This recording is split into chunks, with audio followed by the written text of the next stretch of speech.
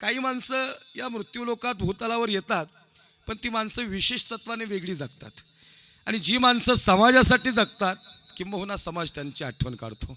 आणि मला असं वाटतं प्रत्येकानं जगावं समाजासाठी, देव देश धर्माची सेवा करावी, समाजाच्या अनुषंगानं आपण काहीतरी समाजाला उपयोगी पडावं असं या ठिकाणी आपण जगावं. धर्मासाठी आपण काम करावं, देशासाठी काम करावं, समाजासाठी काम करावं. वारकरी संप्रदाय मोठं करण्यासाठी फार तरुण मुलं चांगलं काम करतायत. आता हे गायनाचार्य आमचे आदित्य महाराज कमी वय, पण या ठिकाणी फार चांगलं कार्य या ठिकाणी करतायत. ठीक आहे, कोण्याही कामाचा मोबदला नाही घेतला की त्याची किंमत राहत नाही महाराज. पण त्याचा मोबदला बी घेतला पाहिजे. नाही, लोक आमच्या मानधनावर बी चर्चा करतात. महाराज आमच्या जवळचाच आहे ना, मराठवाड्यातला आहे ना, विदर्भातला आहे, पण त्यांच्या रेंजला कसं काय चालतो. काय होतं, तुमचं सगळ्यांचं प्रेम आहे आणि त्या अनुषंगानं रोज बऱ्यापैकी 2 कीर्तनं आहेत. आता थोडंसं सांगायचं तात्पर्य, आमचा देऊळगाव रसाळाही फार सुंदर सप्ताह हनुमंतराव तुम्ही केला. सगळी मंडळी आहेत, आपले दादा आहेत तुमच्या मागं बसते, त्यांचं हृदयातून धन्यवाद आहे. या सगळ्या मंडळींनी फार सुंदर, फार मोठा भव्य दिव्य बरं का काकडे साहेब, फार सुंदर मोठा या ठिकाणी अखंड हरिनाम सप्ताह महाराष्ट्रातील दिग्गज कीर्तनकार आणले. हे काम काय माहिती का, हे काम धर्मासाठी आहे. आज तुमची सगळी हातातली कामं सोडून तुम्ही 8-9 दिवस तिथं राबत होता.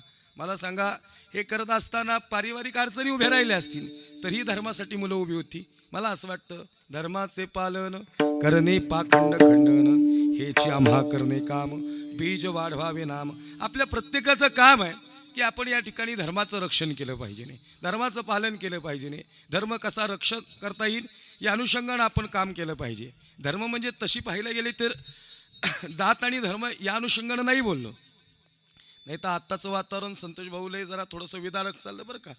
या वातावरणात आम्हाला कीर्तन करणंच लय अडचणीत झाल्यात, लई म्हणजे फार अडचणी उभ्या राहिल्यात. या आता इतकं विभस्त वातावरण, काही तुम्हाला खरं सांगू का, 5% इकडं अशी आहेत तर 5% तिकडं तशी आहेत, दोन्हीकडे आहेत, बाकीचा समाज नाही.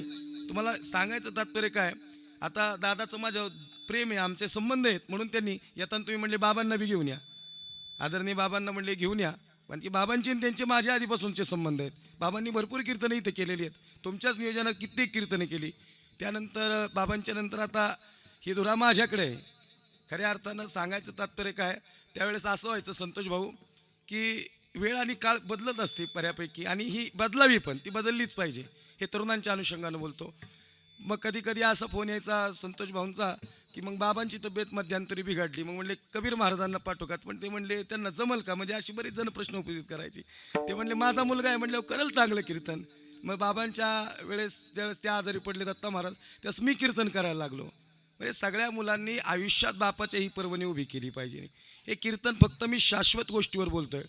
आणि मग काय झालं की मग मी कीर्तन करायला लागलो. आता बराचसा काळ लोटला, 10-15 वर्ष लोटली. आता कधी कधी माझी तब्येत बिघडलेली असती, 2-2, 3-3 कीर्तनं करून कधी दमून जातो. मग मी म्हणतो एवढ्या वेळेस गेड्या जरा मी आता बाबांना पाठवतो. ते म्हणले महाराज तुमचं कीर्तन यूट्यूबला ऐकले. म्हणजे काय झालं तुमच्या लक्षात आलं का, आधी लोकांनी आमचा स्वीकार नाही केला, पण त्यांच्या शब्द आम्हाला घेतलं. पण आज वेळ बदलते, वेळ अशी आहे. म्हणून मला असं वाटतं, बापाने जे केलं ते पोरांनी ते सांभाळलं पाहिजे नाही, परत ते सांभाळूनच त्याच्यात अजून वाढवलं पाहिजे नाही. आणि म्हणून आदरणीय संदीप दादांनी जे केलं कार्य, ते कार्य आमच्या संतोष भाऊंनी तंतोतंत पुढं चालू ठेवलेलं आहे.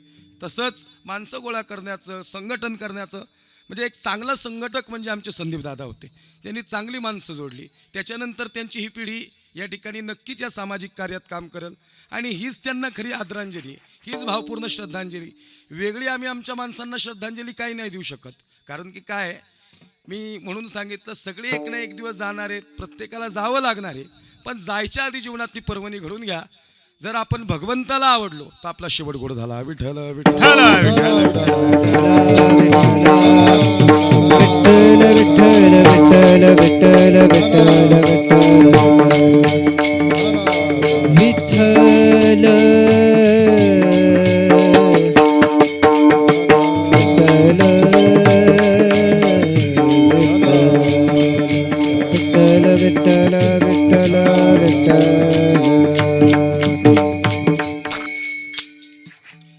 संतोष भाऊ, तुमच्या परिवाराचं दुःख फार मोठं आहे.